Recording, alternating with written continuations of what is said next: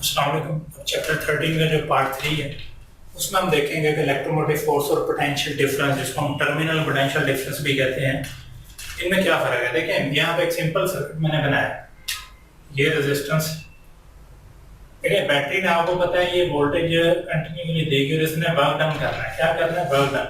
वो जो work done है पर यूनिट चार्ज, वो असल में ईएमएफ है। देखें आप, ये पॉजिटिव चार्ज है, ये ऐसे इधर को ऐसे जाएगा, यहाँ पे एनर्जी लूज करेगा, यहाँ पे इधर आ जाएगा पॉजिटिव चार्ज। तो ये कंटिन्यूसली फ्लो के लिए बैटरी तो चाहिए, तो इसने वर्क डन तो करना है इस यूनिट चार्ज पे। ये करेक्ट वर्क डन जो होगा वो किस पे होगा? क्योंकि ये नेगेटिव है, ये पॉजिटिव है, ये इस तरफ नहीं आएगा, ये रिपेल करेगा।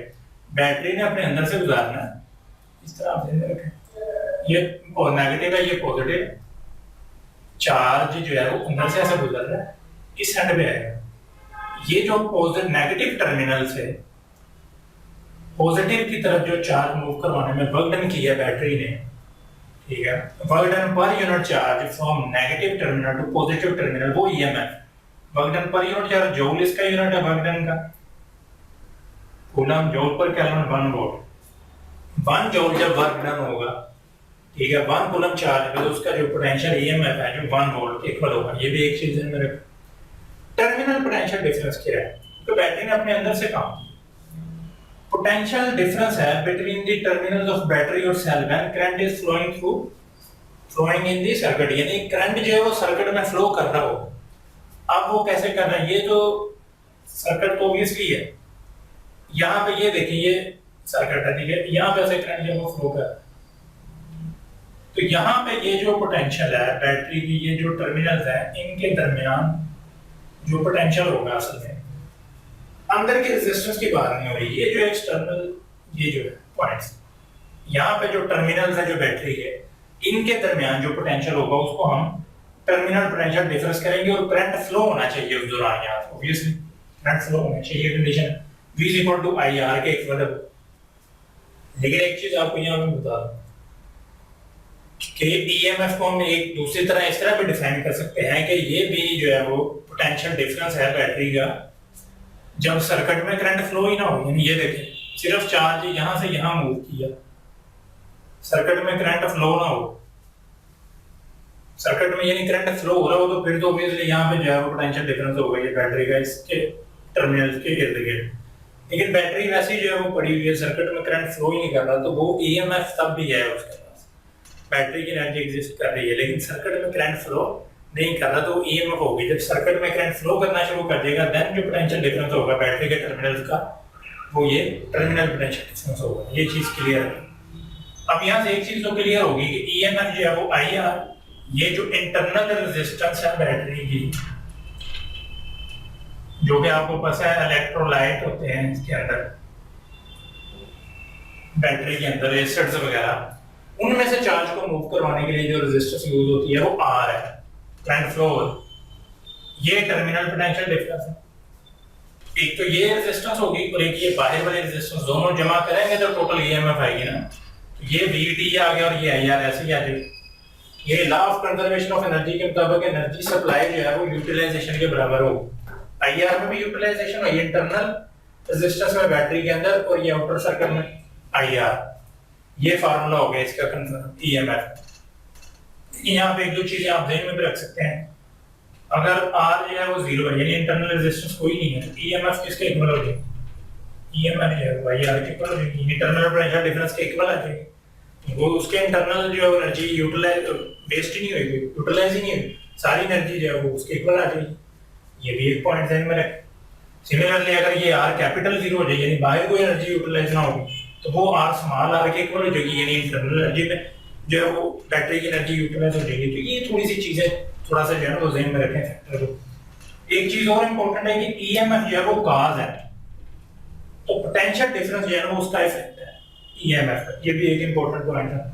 तो ये था हमारा ईएमएफ पोटेंशियल डिफरेंस के वजह से। ये फार्मूलाज आपने अच्छी तरह याद करने हैं, ये भी और ये भी। यहाँ पे जो है वो चीज ये भी ध्यान में रखेंगे, आप इसको हम ऐसे भी लिख सकते हैं VTE माइनस IR। तो कोई भी न्यूमेरिकल यहाँ से बन सकता है कि पोटेंशियल डिफरेंस कैसे फाइंड करें। ई आपको दे दे और इंटरनल रेजिस्टेंस भी दे दे और करंट भी दे दे, तो ये चीजें ज़हन में रखनी है, फार्मूला टिप्स पे होना चाहिए आपके। नेक्स्ट है मैक्सिमम पावर कब होगी। देखिए मैक्सिमम पावर का ये फार्मूला डेरिवेशन हमें कर लेनी है। कब होगी? जब आर आर के इक्वल हो जाएगा, तब जो पावर है वो मैक्सिमम मिलेगी। तो ये जो इंटरनल रेजिस्टेंस और ये बाहर का रेजिस्टेंस है, सर्किट अंदर जो लगा हुआ रेजिस्टर आर जो है, जब आर के इक्वल हो जाएगा तो आप देखें कि ये फैक्टर खत्म हो जाएगा, निचला फैक्टर हो जाएगा छोटा, तो पावर हो जाएगी मैक्सिमम। उसको हम ऐसे भी लिख सकते हैं, ये आर की जगह पे ये तो जीरो हो गया, ये आर की जगह पे जब कैपिटल आर लगेगा तो 4r स्क्वायर हो जाएगा। इमीडिएटली ये आर ऊपर कैंसिल हो जाएगा, ऊपर एक आर कैंसिल हो गया, E square divided by 4r, इस तरह भी लिख सकते हैं। Similarly E square divided by 4r, small r के फॉर्म में भी लिख सकते हैं जब r इक्वल टू r हो। तो ये डिफरेंट नोटेशंस हैं, ये आपने ध्यान में रखनी है। ये मैक्सिमम पावर के जो है वाले से। नेक्स्ट जो इसमें इंपॉर्टेंट जो लास्ट टॉपिक्स हैं उसमें किरचॉफ्स रूल है। किरचॉफ्स रूल को देखते हैं, फिर वीट्स स्टोन ब्रिज है उसको, तो उसका जस्ट फार्मूला हमने देखना है और क्या करता है उस बारे से डिस्कशन करनी है। डेरिवेशन तो ऑब्वियसली ई के पर्सपेक्टिव से नहीं है। सिमिलरली एंड पे कुछ इंपॉर्टेंट चीजें हैं पोटेंशियो मीटर के हवाले से, वो भी देखेंगे। सबसे पहले आ जाते हैं किरचॉफ्स रूल।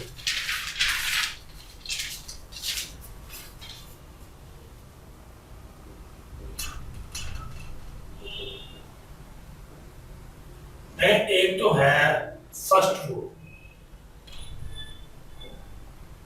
जिसको हम करंट रूल कहते हैं, दूसरा है सेकंड रूल जिसको हम वोल्टेज रूल कहते हैं।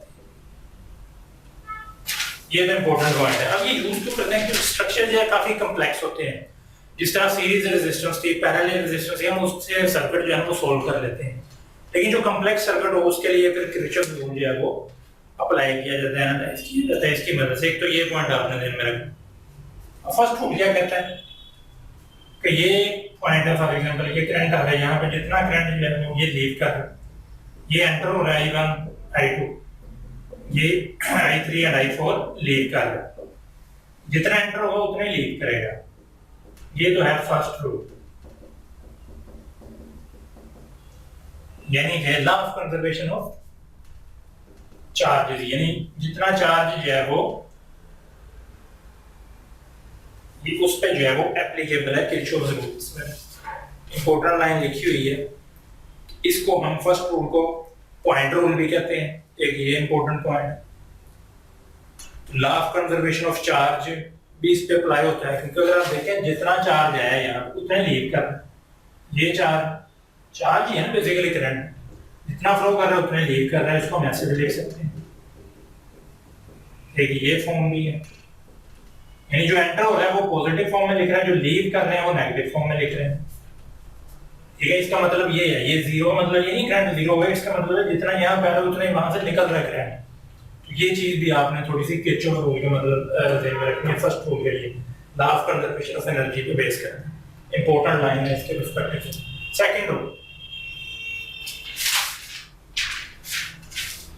सेकंड रूल है, एक डायग्राम है सिंपल सी, उसके मदद से हम करते हैं। आप ये देखें, ये रेजिस्टेंस है,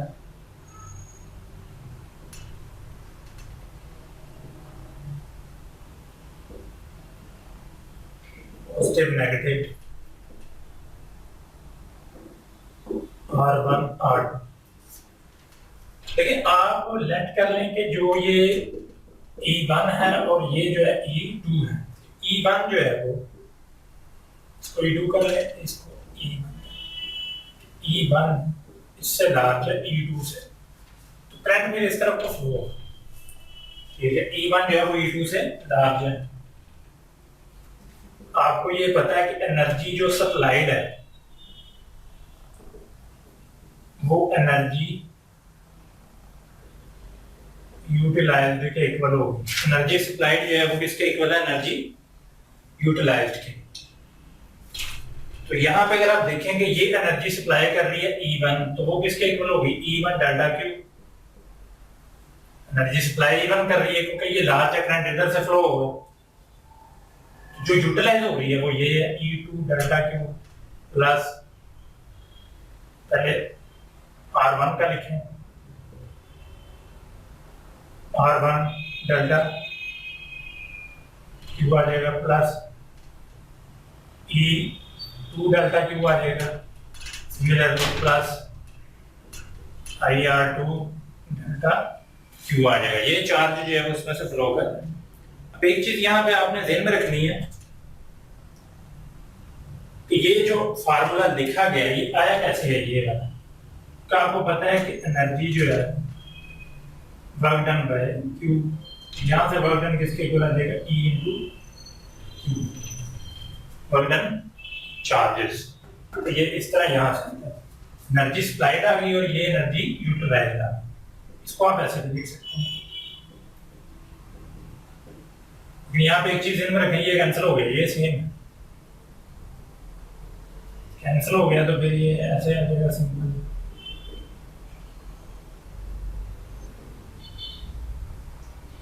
ये इसको इस फॉर्म में लिख सकते हैं, इधर आगे ये माइनस हो जाएगा।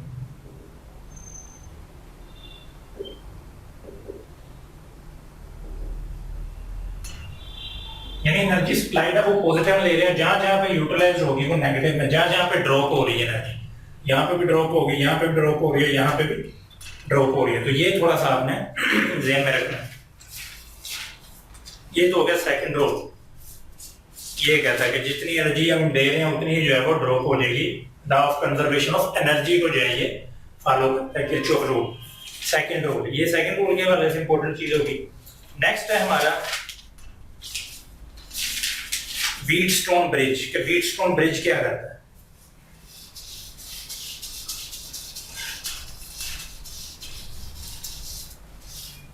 कुछ चीजें इंपॉर्टेंट है वो मैं बोलते रहता हूँ, उनको आपने सुनना है अगेन एंड अगेन।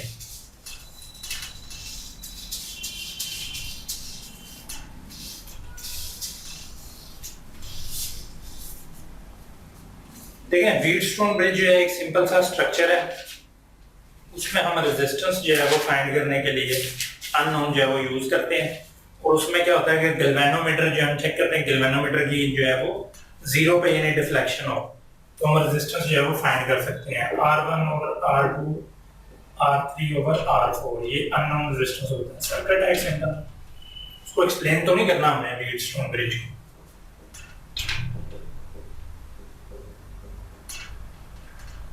ये अननोन रेजिस्टेंस हम फाइंड कर सकते हैं, गैल्वेनोमीटर को हम जीरो पे जो है वो लेते हैं, इसके डिफ्लेक्शन जो है वो नल पे। ये जो सवाल है ये आप ध्यान में रखें। नेक्स्ट है पोटेंशियोमीटर। इसमें कुछ इंपॉर्टेंट लाइन है, पोटेंशियोमीटर, ठीक है। ये यूज किया जाता है पोटेंशियल डिफरेंस मेजर करने के लिए, potential measurement, similarly comparison of EMF, ठीक है। यानी पोटेंशियल डिफरेंस को मेजर करने के लिए और ईएमएफ के कंपैरिजन के लिए ये यूज किया जाता है। लेकिन इसमें थोड़ा सा डिस्कस किया गया वोल्ट मीटर को। वोल्ट मीटर क्यों नहीं यूज करते हैं? वोल्ट मीटर देखिए आपको पता है कि ये इसकी रेजिस्टेंस जो आइडियल होता है ना वोल्ट मीटर, उसकी रेजिस्टेंस इनफाइनाइट है, यानी बहुत ज्यादा रेजिस्टेंस होती है, infinite resistance ideal volt meter की। ये एक लाइन लिखी है, बड़ी अहम लाइन है आइडियल वोल्ट मीटर, क्योंकि उसमें से करंट नहीं पास होगा। इसको हम चैप्टर 14 में एक्सप्लेन भी करेंगे कि वोल्ट मीटर क्या होता है, लेकिन यहाँ पे ये लाइन आप ध्यान में रखें। दूसरा ये है कि इसकी रेजिस्टेंस आइडियल तो हम ले रहे हैं इनफाइनाइट, वैसे जो होता है वोल्ट मीटर उसमें से जब हम इसके इर्द गिर्द वोल्ट जो है वो मेजर करना होगा, तो यहाँ पे वोल्ट मीटर जो है इसके पैरेलल हम लगा रहे हैं, तो बहुत ज्यादा रेजिस्टेंस है, यानी इस तरफ करंट जो है वो फ्लो नहीं करेगा, सारा करंट इधर आ जाएगा। जब सारा करंट इसमें से गुजरेगा तो इन टर्मिनल्स के लिए हम पोटेंशियल जो है वो देख लेंगे। लेकिन होता क्या है कि थोड़ा बहुत करंट जो है इधर चले जाता है, जिसकी वजह से हम कहते हैं कि ये मतलब पोटेंशियोमीटर से जो है थोड़ी बहुत गड़बड़ कर देता है मेजरमेंट में। तो ये जो पोटेंशियोमीटर है ये एक सिंपल ऑपरेटर है लेकिन बहुत एक्यूरेट है, ये ध्यान में रखना आपने। और भी है डिजिटल वोल्ट मीटर भी है, कैथोडोस्कोप भी है, उससे भी हम मेजर करते हैं, लेकिन वो थोड़े एक्सपेंसिव इंस्ट्रूमेंट्स हैं, तो ये चीप है थोड़ा सा, ये भी आपने ध्यान में रखना है। तो पोटेंशियल मेजरमेंट और कंपैरिजन फॉर ईएमएफ, इसके लिए हम इसको जो है वो यूज करते हैं। एंड पे जो है वो एक फार्मूला भी लिखा हुआ है, ये इंपॉर्टेंट लाइंस है, यही आपने जो है इसमें ध्यान में रखनी है। एंड पे एक फार्मूला है जो कि लिखा हुआ है, जो EX है over E is equal to R over R भी लिख सकते हैं इसको, EX over E, L over L भी लिख सकते हैं। Similarly E1 over E2 is equal to L1 over L2। ठीक है, ये जो पोटेंशियोमीटर है ना, ये एक लाइन है, मतलब सिंपल सी जो है वो लेंथ है वायर की, लेंथ ऑफ वायर, एक सर्टेन लेंथ की जो है वो वायर है। तो ये हमने मालूम करनी है। यहाँ पे जो है वो टर्मिनल होता है, इससे हम वेरी करते हैं, ये R, ये टोटल R होती है, तो ये आप देख सकते हैं उसकी वैल्यू आ जाएगी। ये हमने मेजर करनी होती है सर्किट में, ये सर्किट में लगी होती है, ये R का भी हमें पता होता है, तो EX हम मेजर कर लेते हैं, कंपेयर भी हो जाता है यहाँ से EMI। सिमिलरली ये टोटल जो है वो L है, तो इसको हम प्रोपोर्शनलिटी में यूज कर सकते हैं। ये R जो है वो स्मॉल L की प्रोपोर्शन में यूज होगी, तो ये देख सकते हैं आप, कैपिटल L और स्मॉल L। सिमिलरली E1 जो है अगर L1 है तो E2 जो है L2 हो। तो ये डिफरेंट रिलेशन है, इनको आपने ज़हन में रखना है पोटेंशियोमीटर के। ये था हमारा जो पार्ट 3 चैप्टर का। नेक्स्ट हम इंशाल्लाह इसी चैप्टर के जो है वो कुछ MCQs देखेंगे, ताकि फर्दर आपको आइडिया हो जाएगी करके पर्सपेक्टिव से। नेक्स्ट वीडियो में अगेन जो है वो आपसे मिलते हैं। Thank you.